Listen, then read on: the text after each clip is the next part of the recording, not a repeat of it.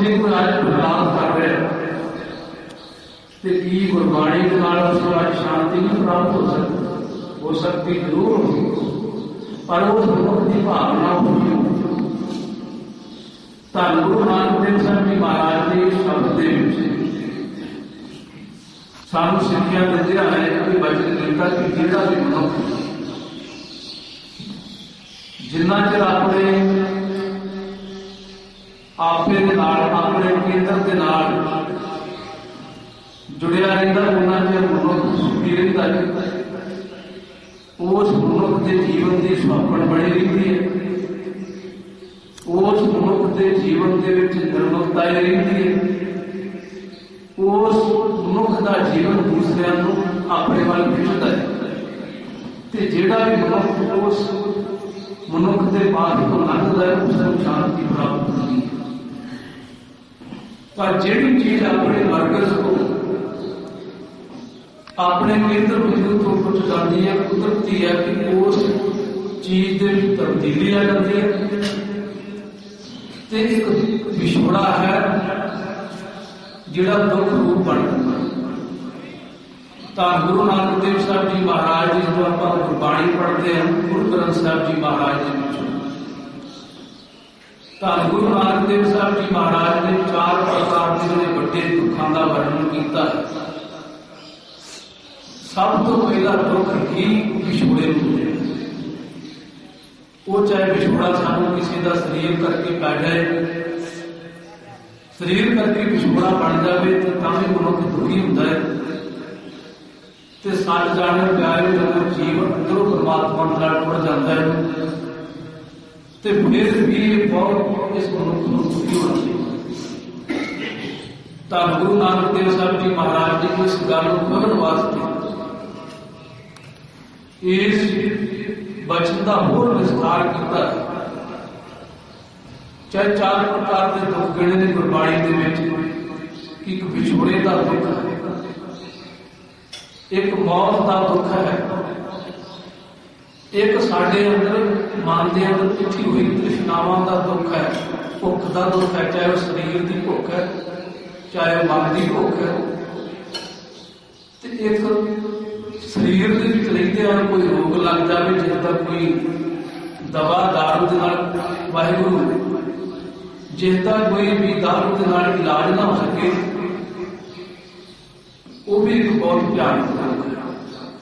धन गुरु नानक देव साहब जी महाराज ने बचन कीते ने दुख विछोड़ा, एक दुख भूख, एक विछोड़े का दुख है,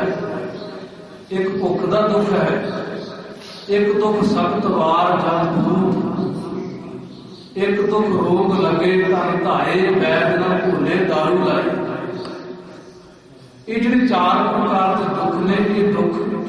केवल गुरबाणी पढ़ने के नाल ही दूर हो सकते। धन गुरु नानक देव साहब जी महाराज ने इतने वचन किया है कि परमात्मा का नाम, परमात्मा के नाल जुड़ने वास्ते एक केंद्र बिंदु है, ये तरीका है। ते जिहड़ा भी मनुख परमात्मा के सिमरन के द्वारा परमात्मा के नाल गुरु के नाल जुड़िया रहिंदा है, वो मनुख जीवन के विच सुखी रहिंदा है। चाहे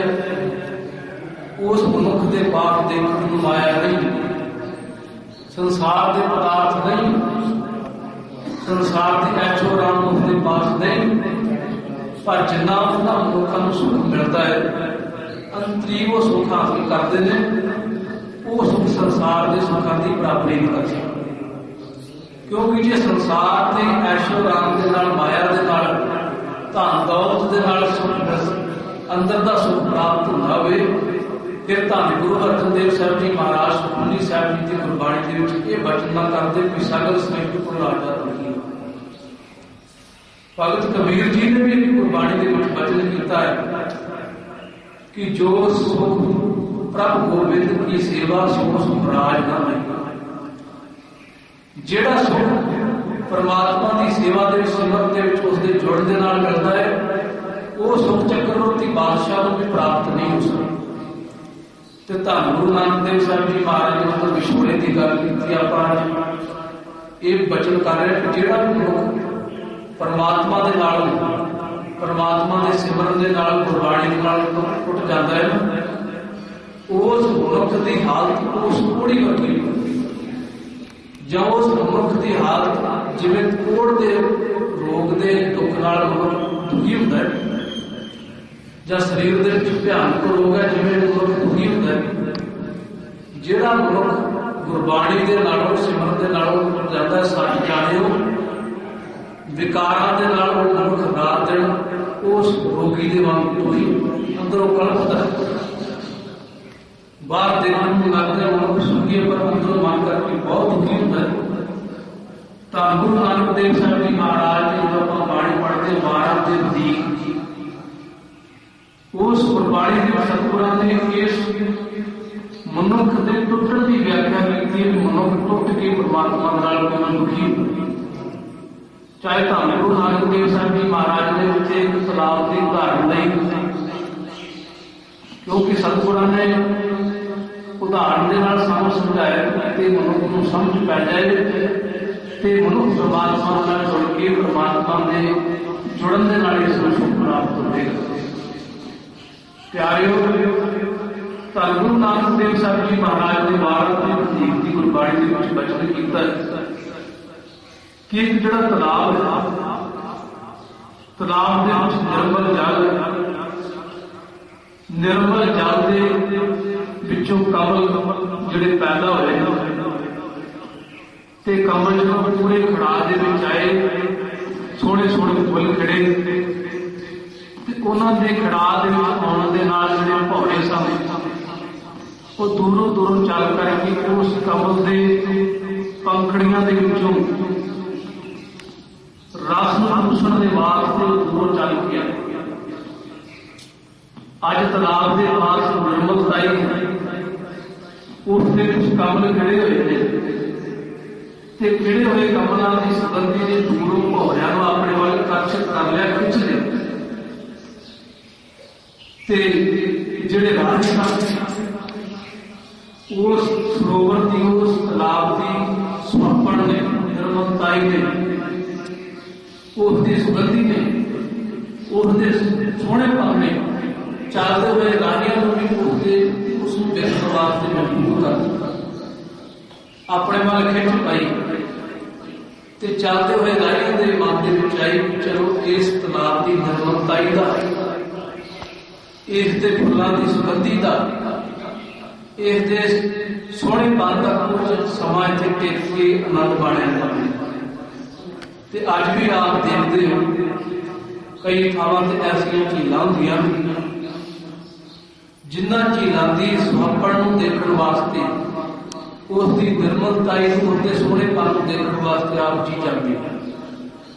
क्यों मनुख आकर्षित होता है, क्यों मनुख उस पासे जाता है कि उस चीज नूं देखिया जाए, क्योंकि उस झील दे विच उस सरोवर दे विच अज निर्मलताई है, उस सुहापण है ते सुहापण उस दूसरे मनुख नूं अपने वाल खिंचदा है। धन गुरु नानक देव साहब जी महाराज ने उस सरोवर के पास टेक के कुछ समा आनंद माणिया। सतगुरु महाराज अगे गए, कुछ समा बाद जदों वापस आए की देखिया कि उस सरोवर का जिहड़ा जल निर्मल जल सी, जिथे फुल खिड़े हुए सन, जिथे भौरे मंडराउंदे सन, अज उस सरोवर का जल जिहड़ा सी काला हो गया ते फुल जिहड़े सन सुक करके उन्हां दे विचों जिथों सुगंधी आ रही सी उत्थे दुर्गंधी होनी शुरू हो गई। जिथे भौरे मंडराउंदे सन उत्थे मक्खियां ते मच्छर आण के टिक गए। उत्थे अज कोई नहीं उसनूं देखण वास्ते आ गया। धन गुरु नानक देव साहब जी महाराज ने प्यारे उस तालाब नूं पूछिया, उस सरोवर नूं पूछिया कि कुछ समा पहला तेरे पास इन्नी सुगंधी सी, तेरे पास निर्मलताई सी, तू अपने वाल लोकां नूं आकर्षित करदा सी, खिंचदा सी, पर अज की कारण हो गया तेरे शरीर दे विच तेरे जल दे विच दुर्गंधी आ गई है। इत्थे जिथे भौरे मंडराउंदे सन इत्थे मक्खियां ते मच्छर आण के टिक गए ने। तेरा सुहापन, तेरी निर्मलताई, तेरा सोहणापन खत्म किवें हो? ਧੰਨ ਗੁਰੂ ਨਾਨਕ ਦੇਵ ਸਾਹਿਬ ਜੀ ਮਹਾਰਾਜ ਨੂੰ ਸਰੋਵਰ ਨੂੰ ਸਵਾਲ ਕੀਤਾ ਕਿ ਪੱਪਰ ਤੂੰ ਹਰਿਆਵਲਾ, ਇਹ ਤਲਾਬ ਤੋਂ ਬੜਾ ਸੋਹਣਾ ਸੀ, ਤੇਰੇ ਵਿੱਚ ਹਰਿਆਵਲਤਾ ਸੀ। ਕਮਲਾ ਕੰਚਨ ਵਨ, ਕੰਚਨ ਦਾ ਹੁੰਦਾ ਸੋਨੇ ਵਰਗੇ ਸੋਹਣੇ ਕਵਰ ਫੁੱਲ ਖੜੇ ਹੋਏ ਸਨ, ਪਰ ਕੀ ਕਾਰਨ ਹੋ ਗਿਆ ਕਿ ਦੁੱਖ ਨੇ ਸੜੇ ਹੋਏ ਕਾਲੀ ਹੋਈਆਂ ਦੇਹੀ, ਤੇਰਾ ਸਰੀਰ, ਤੇਰਾ ਸਾਰਾ ਆਕਾਰ ਕਾਲਾ ਹੋ ਗਿਆ, ਦੁਰਗੰਧੀ ਆ ਰਹੀ ਹੈ। ਨਾਨਕ ਮੈਂ ਤਨ ਭੰਗ। ਤਾਂ ਗੁਰੂ ਨਾਨਕ ਦੇਵ ਸਾਹਿਬ ਜੀ ਮਹਾਰਾਜ ਨੇ ਜੋ ਸਵਾਲ ਕੀਤਾ ਸੋ ਸਰੋਵਰ ਨੇ ਜਵਾਬ ਦਿੱਤਾ। उसने जवाब दिता कि जाना पानी ना लहा, मैं जानता कि जिस चीज के नाल मेरे विच निर्मलता सी, मेरे विच सुगंधियां सन, मैं दूसरे को आकर्षित करता सी, मैं जानता कि मैं उसके नालों झील दे नाल, उस दरिया दे नाल जिस दे विच सोहना, जिस दे विचों सोहना जल मेरे विच आण के प्रवेश हुंदा सी ते मेरा जल समझ लेता सी, निर्मल लेता सी, फुल खिलते सन, पर मैं अपने केंद्र को टुट गया, अपने आपे तो टुट गया, टुटन करके मेरे विच दुर्गंधी आ गई ते मैं लोगों को आकर्षित नहीं कर सका। प्यारिओ, पुतला जवाब दिता कि जाना पानी ना लहा, जैसे मेरा संग, जित डिठे तन पटपड़े चढ़े चोरन वाले, जिस मिल करके मेरे विच सुगंधी आती सी, मेरे विच सुपन सी, उस नाल टुटन करके मेरी ये हालत। ते प्यारे धन गुरु नानक देव साहब जी महाराज ने चाहे उत्थे एक सरोवर की उदाहरण ली है। गुरबाणी के विच साडे शरीर नूं भी सरोवर एक गुलाब करने के लिए कि साडा शरीर भी एक सरोवर है। ते प्यारे जदों ये जिन्ने चिर तक परमात्मा रूपी दरिया दे नाल जुड़िया रहिंदा है, उन्ना चिर तक साडे शरीर दे विच निर्मलता ही है। शरीर ते प्यारे कोई हुंदा है जिसनूं देख करके लोग सजदे करते ने, झुकते ने, ते शरीर वही हुंदा है जिसनूं देख करके लोग दरवाजे बंद कर देंदे, क्योंकि टुटा है, बदलिया जुड़े हुए ने जीवन के विचों सुगंधी आती है, जुड़े हुए